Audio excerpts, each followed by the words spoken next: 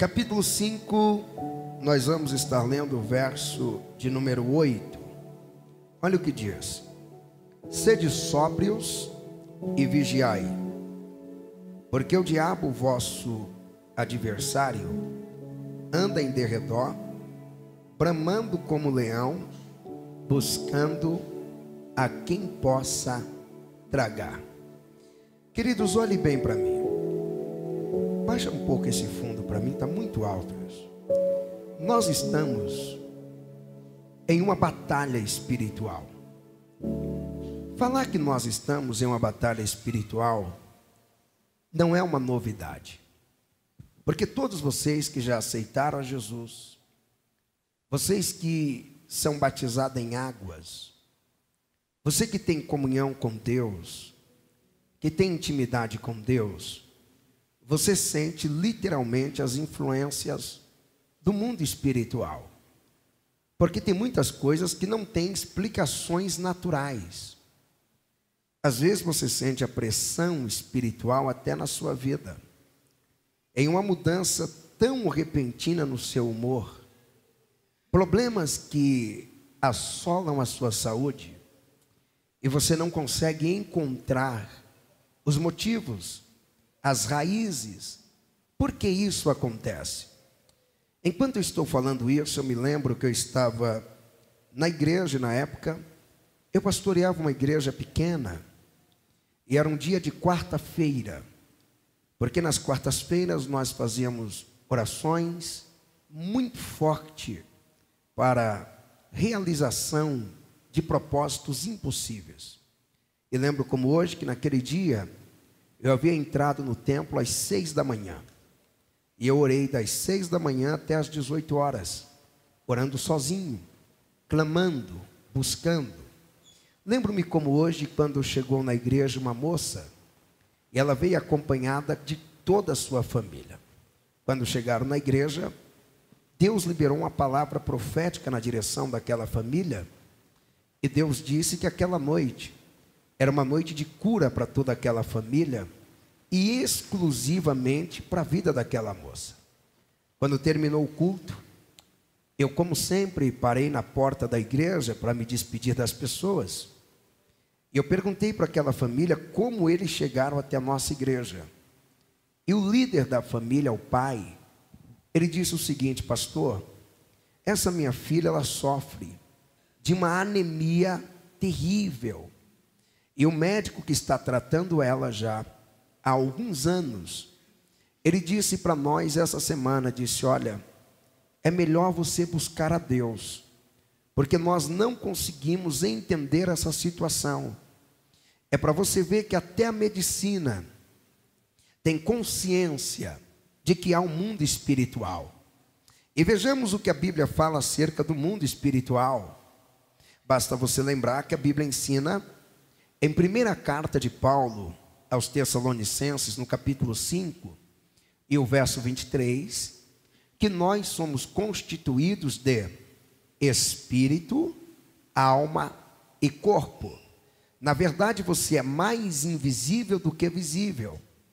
A verdade é que você cuida tanto do corpo que às vezes acaba esquecendo de cuidar dos principais, que é o espírito, que é a alma.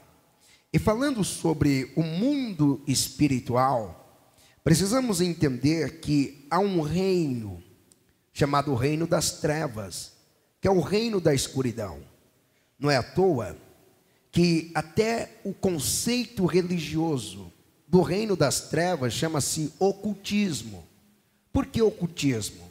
Porque o que o diabo faz tem que ser às escondidas. Quando você lê a Bíblia, você vai perceber que Jesus testemunhou diante das autoridades, deixando claro que tudo que ele fez foi às claras. Jesus nunca iludiu alguém. Jesus nunca foi para um lugar oculto, escondendo de todo mundo, para realizar o milagre. As coisas eram às claras.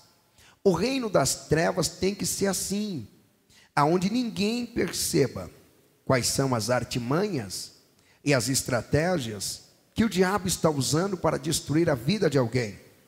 E a Bíblia falando desse reino, você vai lembrar que o apóstolo Paulo, ele ensina no capítulo 6 e o verso de número 12, dizendo que nós não temos que lutar contra carne e sangue, mas sim contra os principados, as potestades, os príncipes e as hostes espirituais da maldade. Paulo está falando de uma guerra, Paulo está falando de uma batalha. O mesmo Paulo, quando escreve a segunda carta para a igreja que estava em Coríntios, ele diz o seguinte, que nós temos que estar atento, porque o Deus desse século, ele cegou o entendimento das pessoas, de maneira que as pessoas não entendam os planos de Deus, os propósitos de Deus, as obras de Deus. Quando você vem na igreja e o ensino é liberado, você vai a uma escola bíblica dominical e você não entende as coisas, não é um problema da didática às vezes do professor, e nem pedagógico.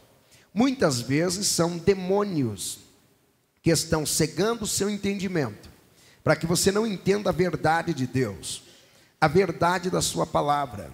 Porque uma vez que você entende a palavra e pratica a palavra, a sua vida passa a ter um nível extraordinário. Eu não estou dizendo que você vai viver bem, eu estou dizendo que você vai ter um padrão de vida extraordinário, a tal ponto que os seus vizinhos vão te admirarem, a tal ponto que a sua família vai te admirar, a tal ponto que os seus amigos vão te ver como uma referência, porque você entendeu a palavra. Mas o que o diabo faz? Ele cega o entendimento, para que as pessoas não entendam a palavra de Deus, quando ela está sendo ensinada, quando ela está sendo pregada, ministrada e aplicada nas nossas vidas. Jesus falou sobre o príncipe desse mundo. Jesus falou, o príncipe sempre tem áreas que ele acaba influenciando, comandando. Jesus falou sobre ele no capítulo 11 e o verso de número 31 do evangelho escrito por João.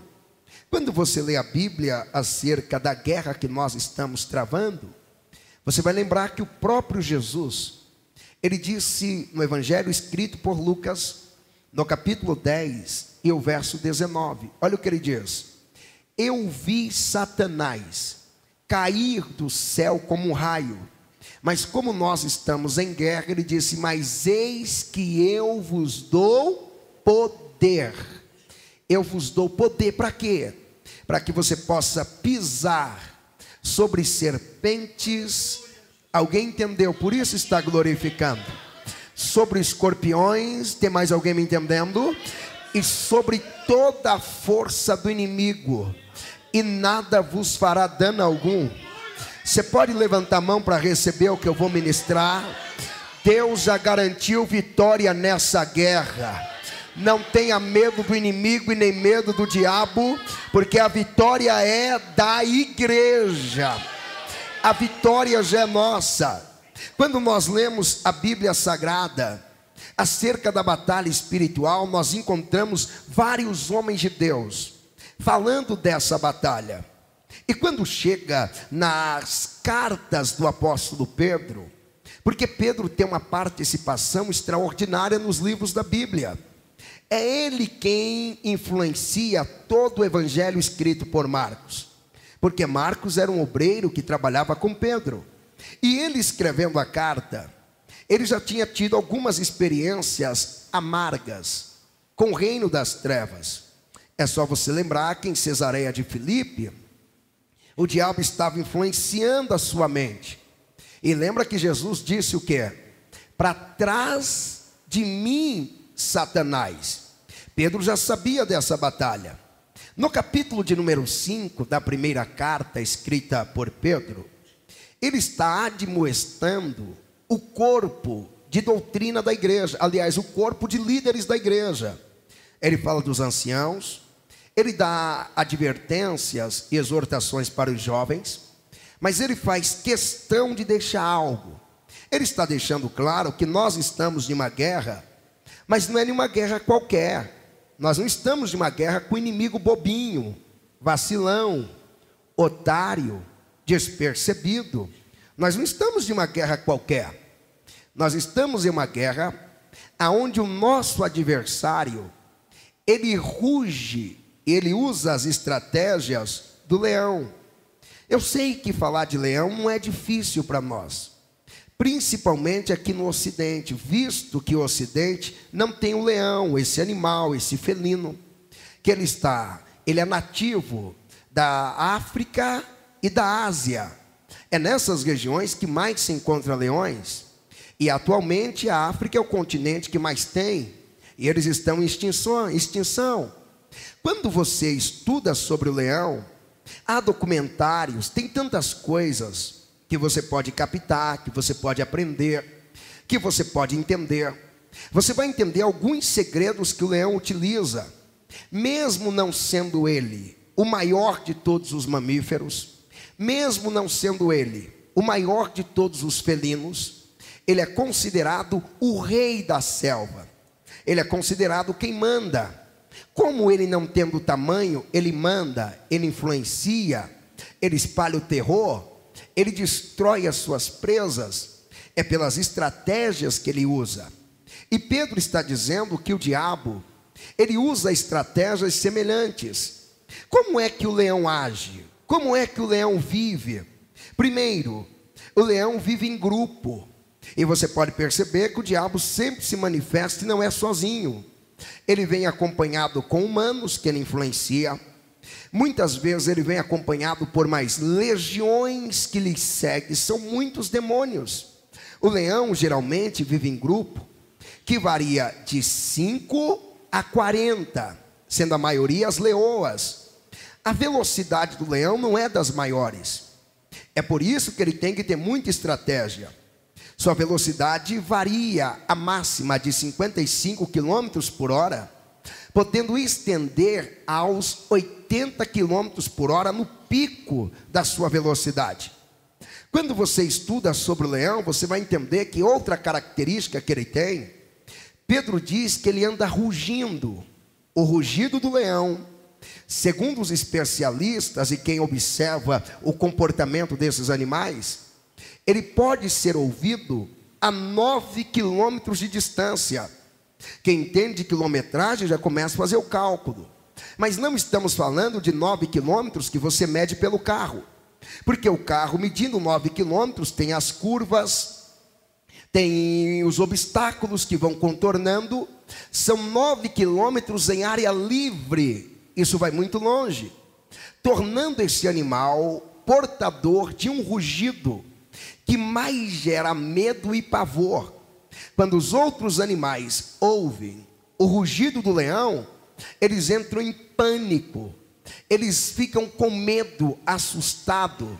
E há relatos de caçadores que só de ouvirem o rugido do leão já entram em pânico, porque é ensurdecedor.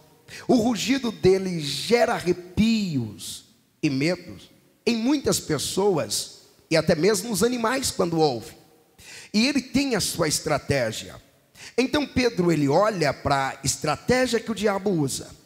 Ele olha a estratégia que o leão usa quando vai atacar uma presa, quando ele vai em busca da sua alimentação. E Pedro diz que é semelhante, não é à toa que ele usa a expressão, ele anda rugindo como leão. Ele anda ao nosso derredor. Eu numerei algumas estratégias que o diabo usa para destruir a sua vida, para destruir a sua família, para destruir a sua casa, para matar os seus sonhos, para acabar com o seu casamento, para destruir sua jovialidade, para destruir os seus projetos. E muitas vezes você está envolvido em uma guerra, está sendo destruído e não está percebendo. Muitas vezes o leão, o diabo representando, agindo como leão, está tão perto de você, e às vezes ele recebe até carinho, recebe até admiração, quando você não entende que ele é o inimigo mortal. O que o diabo faz para atingir as pessoas? Primeiro lugar, quando o leão vai destruir uma presa, quando ele vai em busca da presa, ele já se posiciona em local estratégico. O leão não vai ficar em qualquer lugar. Ele não vai ficar em qualquer ambiente. Ele procura um local onde ele possa ver os rebanhos que passa. Os rebanhos de zebras, os rebanhos dos gnu, de búfalos. Ele se posiciona em um ponto estratégico, de onde ele consegue ver as coisas. Não é assim que a Bíblia diz que o reino das trevas age? Capítulo 6 e o verso 12 do livro de Efésios, Paulo disse que as potestades malignas, os príncipes, os principados e as hostes se posiciona nas regiões celestes, se posiciona em ambientes de espiritualidade. É por isso que há pessoas que não entendem quando elas fracassam na fé dentro da igreja, porque não entendem que esses lugares, como nós estamos, é lugar aonde o diabo quer se posicionar, é lugar aonde o diabo quer estar. E às vezes ele se esconde na vida de alguém que se disfarça como pregador. Às vezes ele se esconde na vida de alguém que se disfarça de profeta, de profetiza, de que revela, mas não revela, adivinha. De alguém que finge que está fazendo milagres, mas não são milagres, são ilusionismo.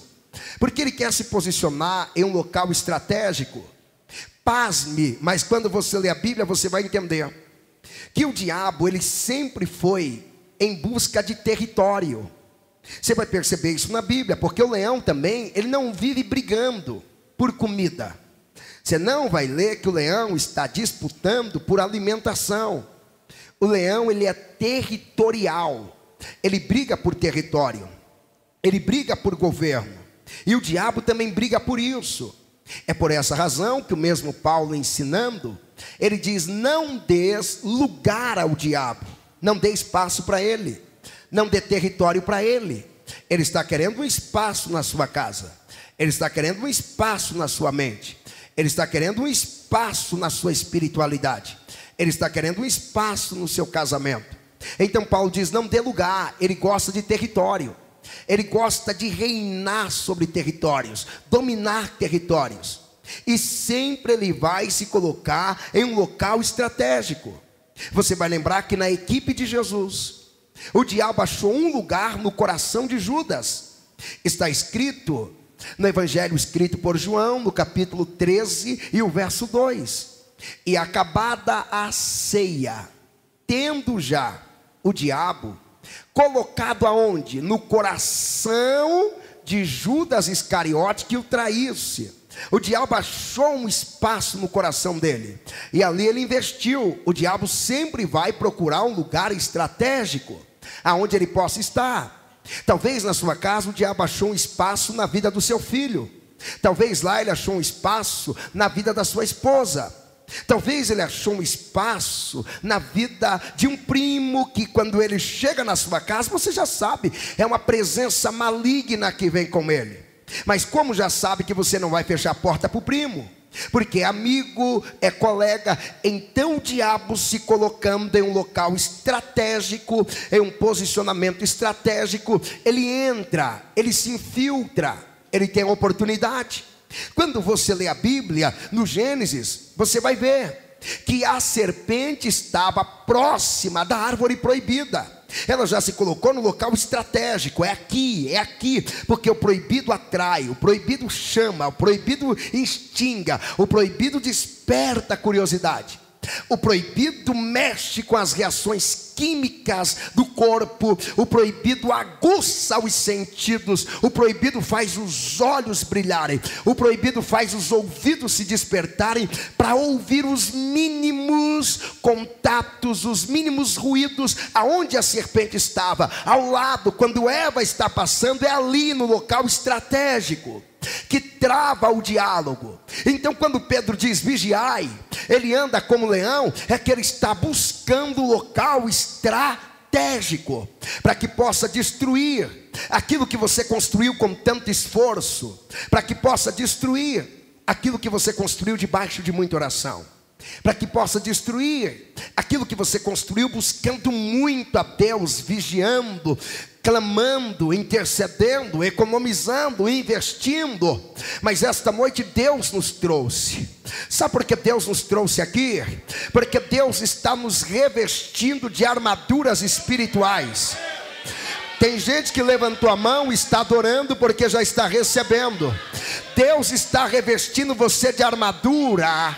No teu filho ele não toca, no teu casamento ele não entra, na tua vida ele não entra, ainda que ele queira estar em lugares estratégicos. O lugar que você está é mais forte. Sabe por quê? Você não está em um lugar estratégico, você está onde Paulo disse: se alguém está em Cristo, nova criatura é, as coisas velhas se passaram, tudo se fez novo.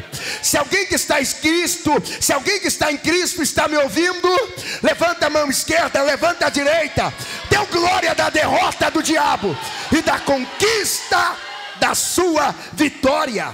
É assim que o leão age. A primeira coisa que ele faz é se posicionar em um local estratégico. Ele estando no local estratégico, ele começa a identificar junto com o seu bando, as leoas, as presas mais fáceis. Escute isso. Como que o leão consegue capturar um gnu, uma zebra? Como que ele consegue capturar um búfalo? Como o leão está em um ambiente privilegiado, ele começa a identificar qual? O doente que está no rebanho, aquele que manca, que é mais lerdo. Quem identifica? Ele vai identificando aquele que é o vagaroso, que sempre fica para trás. Sempre no rebanho tem um que acha que ele é tão importante que não precisa seguir o rebanho. E ele então tem que andar sozinho, porque eu não me dou com fulano, eu não me dou com Beltrano, não, na célula também não me cabe. Não, no grupo tal não me cabe. Não, eu tenho que andar sozinho. Então no reino animal também tem esses. Então o leão está de olho, ele está em um posicionamento estratégico, ele está vendo que tem um que não anda na equipe. Porque esse um não concorda com as regras da equipe. Esse um não concorda com as leis do viver em grupo. Então ele vai andando na redil, o leão está de olho nele. Em quem um leão está de olho? Algum que está doente. Ele está de olho em algum que está desanimado. Quando ele identifica os mais frágeis, é aí que ele começa a agir. Eu quero que você redobre a atenção para entender isso. Cuidado com seus momentos de fragilidade. Aquele dia que você sai da igreja abatido e abatida com algum líder. Aquele dia que você sai da igreja cheio de ressentimento, ofendido, quando ninguém teve a intenção de te ofender. Quando ninguém teve a intenção de te magoar, e você recebe ofensa, porque você não aprendeu o princípio de Jesus. Qual era o princípio de Jesus andando aqui na terra? Ele era ofendido sempre, sempre. Primeiro ele era um rei e andava no meio dos pescadores. Você está achando que a família real aceitava isso? No mínimo os primos dele diziam: pô, você é rei. Você é rei e fica andando no meio desse bando de pobre, desse bando de gente atrasado. Olha a linguagem desse povo. Você é rei, fica tocando em mendigo. Você é rei e nós somos nobres, não podemos baixar o nível. Jesus era a família real. Ei, Jesus era ofendido sempre. Está achando que você é o primeiro a ser ofendido? Jesus era ofendido até por causa do nascimento, porque ninguém sabia quem era o pai dele. E ninguém acreditava que de fato o pai biológico dele era o pai. No mínimo, quando Jesus andava junto com a família, alguém olhava e comentava dizendo: esse menino aí, ó, esse aí, sei não, a mãe dele inventou. Que ele foi gerado pelo Espírito Santo. No mínimo, pulou a cerca, não quis assumir, e esse marido dela é o tal do conformado. Já entendeu a linguagem, né? E ele não fala nada. Jesus era ofendido sempre.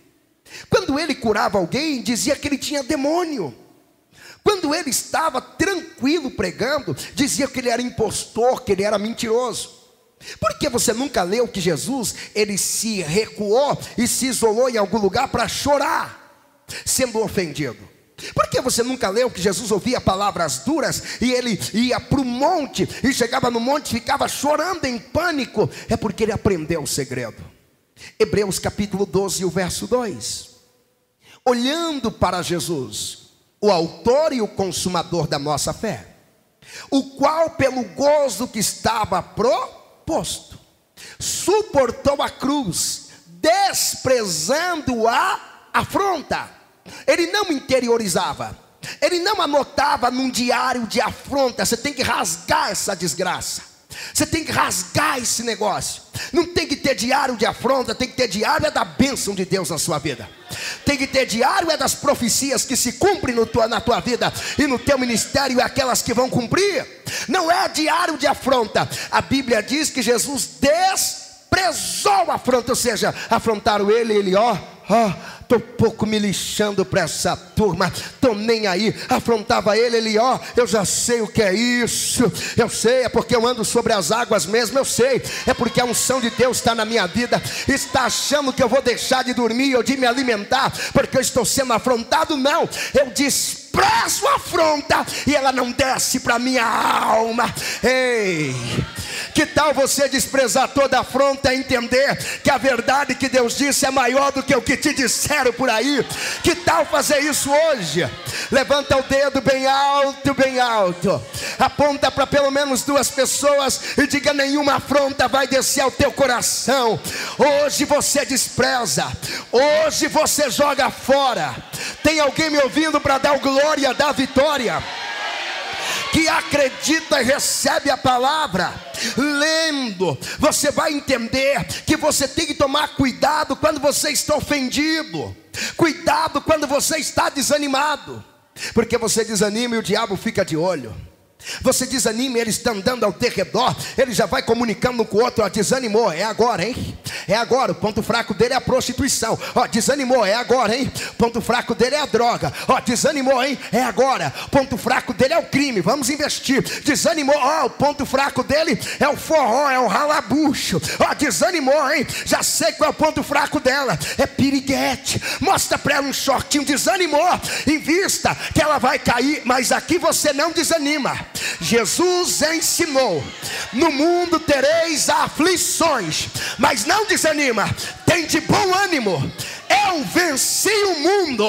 Deus disse para Josué: esforça e não desanime, porque você vai conquistar a terra. Eu vim trazer uma palavra para Satanás que está rugindo como leão. Você não vai desanimar. Você não, tem alguém me ouvindo? Quem me ouve e acredita, reage. Você não vai desanimar na oração, não vai desanimar na santificação. Tem alguém me ouvindo? Tem gente que já ficou de pé para receber, e isso me ordena a profetizar mais. Se alguém tiver que desanimar, vai ser Satanás. Você não desanima. Se é a verdade, dê a maior glória da noite e toma a palavra.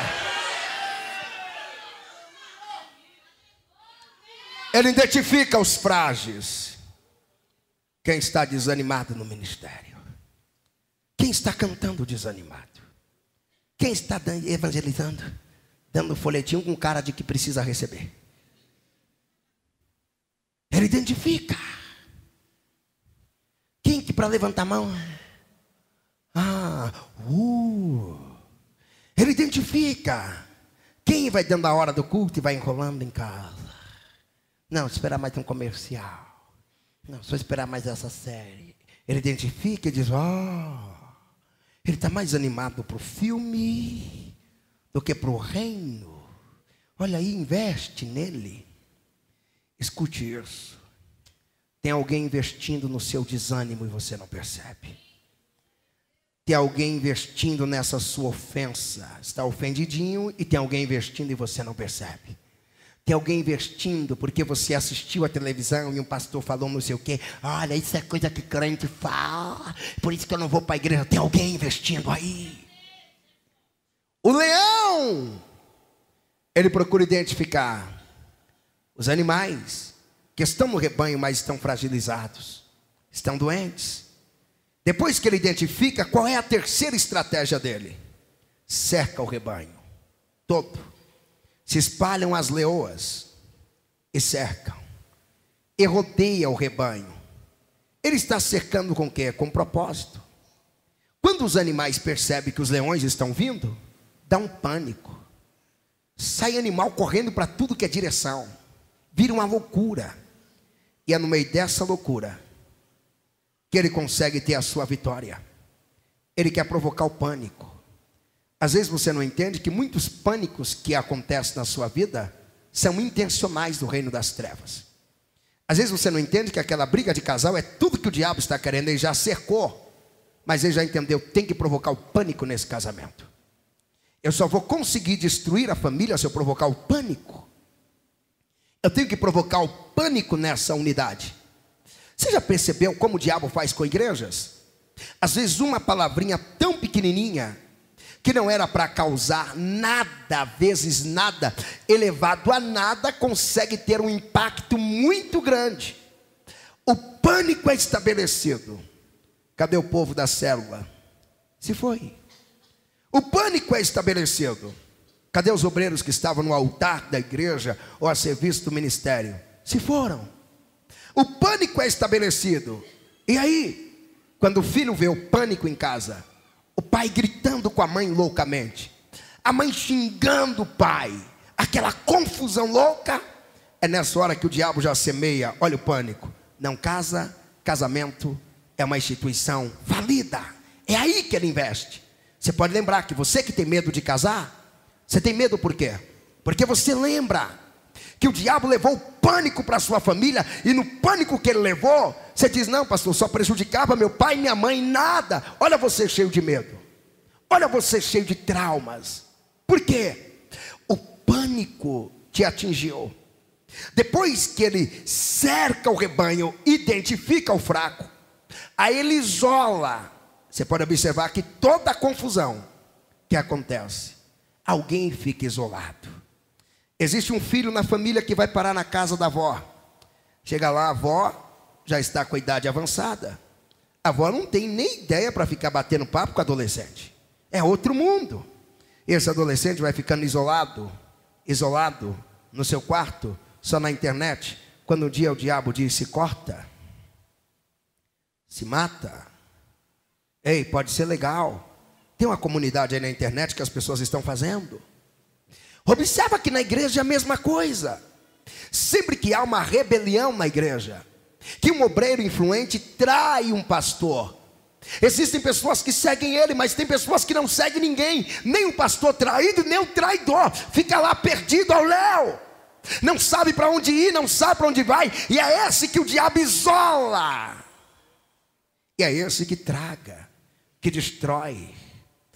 É por isso que a unidade tem que ser fortalecida. Eu vou repetir isso. Por isso você só não reagiu por não entender. A unidade tem que ser fortalecida. Deixa claro que no seu casamento não tem brecha. Vocês estão unidos, apesar dos apesares, vocês estão unidos. Deixa claro que na sua família não tem brecha, vocês estão unidos. Deixa claro que na caminhada espiritual também não tem acordo, vocês estão unidos. Vocês estão tão unidos que se um cair, não vai ficar caído, ele vai caminhar nem que for arrastado, mas você diz, você vai com a gente, nós não te deixamos. Alguém está me ouvindo e me entendendo?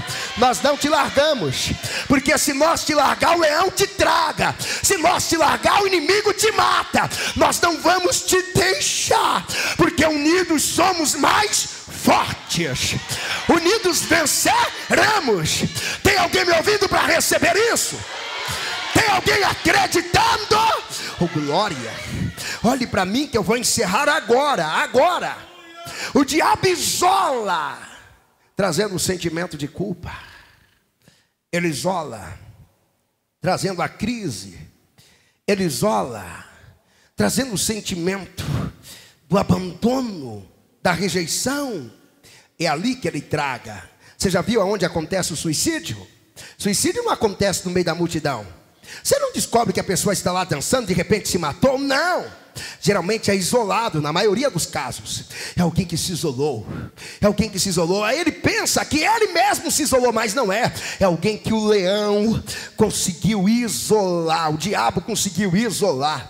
O diabo conseguiu trancar e não canta mais, conseguiu trancar e não evangeliza mais, conseguiu isolar e não visita mais as pessoas carentes, fazia visita nos hospitais e não vai mais, orava pela família e não ora mais, está isolado. E o diabo diz: estou pronto para bater, eu vou abater, eu vou destruir, eu vou acabar. Só há um segredo para você vencer essa batalha. O segredo está na unidade. O segredo está na unidade. Agora, lembrando que unidade não é sinônimo de perfeição. Não precisamos ser perfeitos para andar unidos. Nós precisamos ter o mesmo alvo. Você vem com seus defeitos, eu vou com os meus defeitos, e a gente olha para Jesus que é perfeito, e o inferno cai por terra. Eu estou debaixo de autoridade profética para te dizer: o sangue que nos une é maior que a macumba que deseja nos separar. O sangue que nos une é maior que a calúnia, é maior que a fofoca, é maior que o mundo. Pega na mão de alguém que está ao seu lado.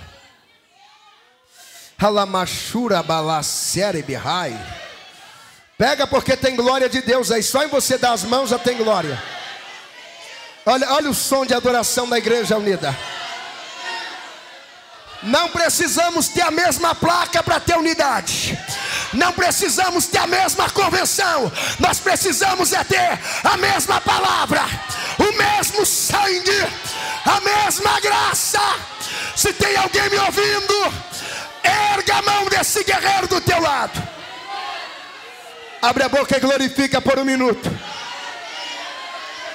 Deus está te dando autoridade para vencer a guerra agora. Recebe agora. Recebe agora.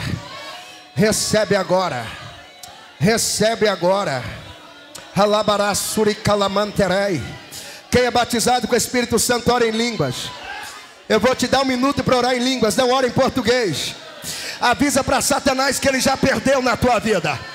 Avisa que ele já perdeu no teu casamento. Avisa que ele já perdeu na tua família.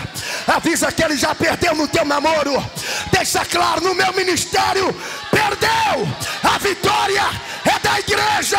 Quem é derrotado fica calado. Quem é vencedor faz barulho agora.